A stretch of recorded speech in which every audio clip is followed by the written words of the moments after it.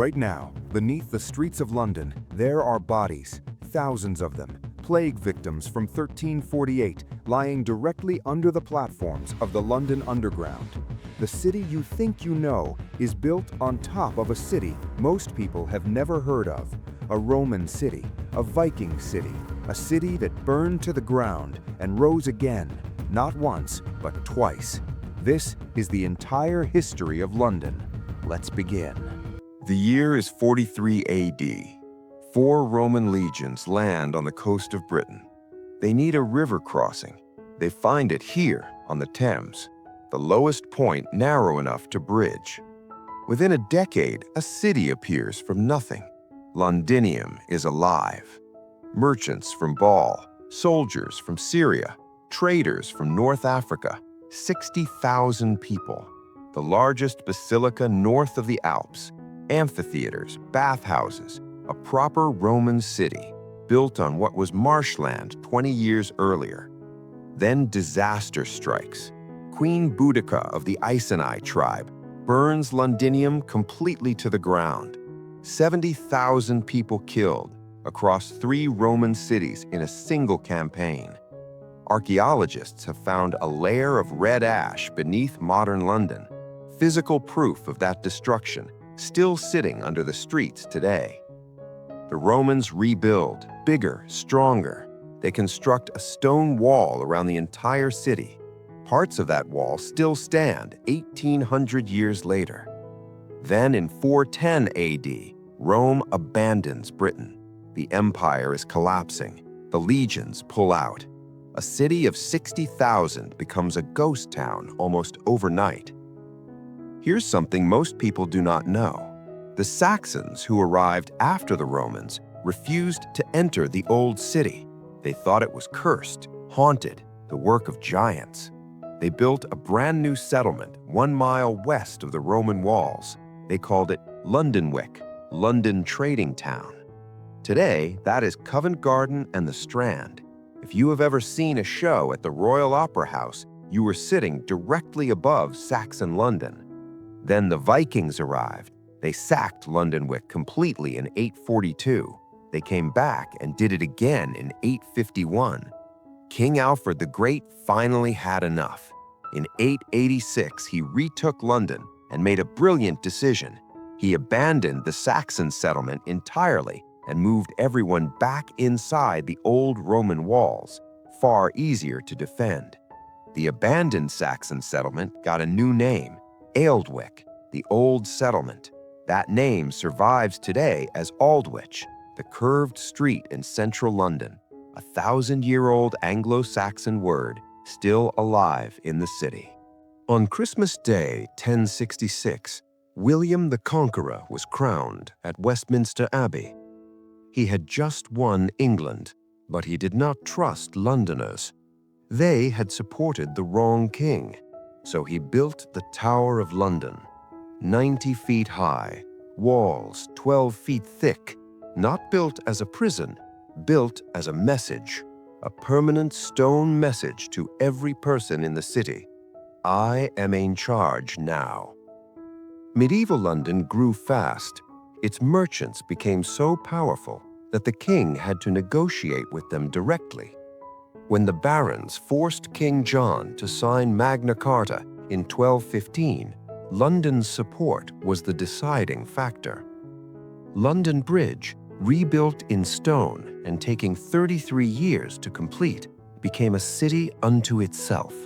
Shops, houses, a chapel, and on the spikes above the gatehouse, the severed heads of traitors, displayed as a warning to everyone who crossed. London was wealthy, powerful, and growing.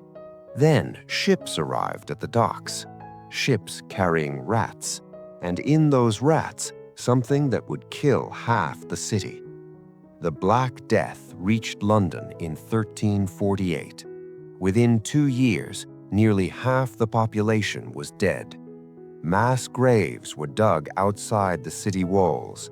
Those plague pits still sit beneath London Underground stations today. The next time you stand on a platform waiting for your train, think about what is directly beneath your feet. London recovered slowly. Then, in 1665, the plague returned.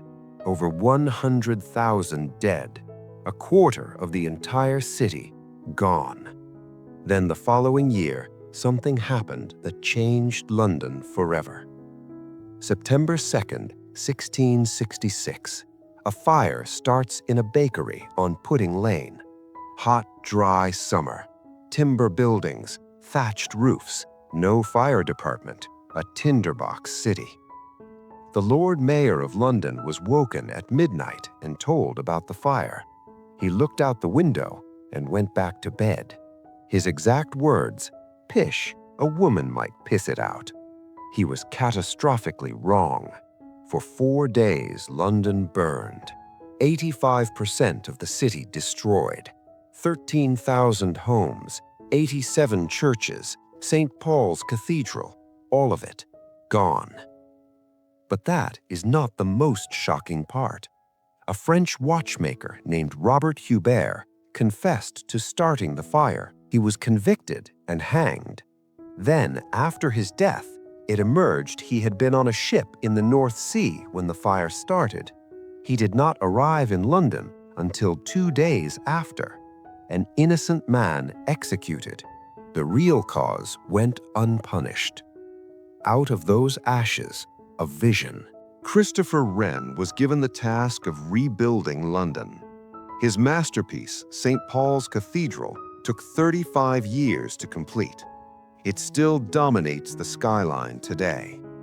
Inside the cathedral, there is no grand statue of Wren, just a small Latin inscription in the stone. It translates to, "If you seek his monument, look around you." And here is something almost nobody knows. The monument to the Great Fire stands exactly 202 feet tall. It sits exactly 202 feet from the bakery where the fire started. Wren designed it as both a memorial and a measuring instrument. The Great Fire also accidentally invented the insurance industry. Merchants displaced by the disaster began meeting in Edward Lloyd's coffee house. That gathering became Lloyd's of London, the world's first insurance market, born directly from the city's greatest catastrophe. London kept growing. By 1825, it was the largest city on Earth. By 1901, 6.5 million people, the heart of the British Empire. But Victorian London had a brutal dark side. Cholera killed tens of thousands. In 1858, the Thames became so polluted that Parliament itself had to shut down. The Great Stink forced construction of a sewer system built by engineer Joseph Bazalgette that is still operating under the city today. Then, in 1888, Jack the Ripper murdered at least 5 women in Whitechapel. He was never caught, the most famous unsolved crime in London's history. The 20th century brought war directly to London's streets. Between September 1940 and May 1941, German bombers hit London almost every night. 30,000 Londoners killed, 1 million buildings damaged or destroyed. St. Paul's Cathedral, rebuilt by Wren after the Great Fire, survived the Blitz entirely intact. A photograph of it standing defiant amid smoke and flames became the symbol of London's refusal to surrender. The same building that rose from the ashes of 1666 stood unbroken through the bombs of 1940. Post-war London was broke and exhausted. The empire was collapsing. In 1952, coal smog so thick that people could not see their hands killed 4,000 Londoners in just 5 days. And then London did what London has always done. It rebuilt, it adapted, it pulled in new people with new ideas. The Windrush generation arrived from the Caribbean in 1948. Immigration followed from India, Pakistan, Bangladesh, and Africa. Today, Over 300 languages are spoken in London. 9 million people call it home. Every civilization that tried to define London, the Romans, the Saxons, the Normans, the Victorians, the Nazis, eventually failed, because London has never been one single thing. The Roman wall in the car park, the plague pits under the underground, the street called Aldwych still carrying its Saxon name after 1,400 years, the cathedral that survived both the Great Fire and the Blitz. London is not a place that happened and stopped. It is a process, an ongoing act of survival, rebuilding, and reinvention, and it is nowhere near finished. That innocent watchmaker, Robert Hubert, hanged for a fire he could never have started, is one of London's most forgotten victims. What do you think really happened that night on Pudding Lane? Tell us in the comments below.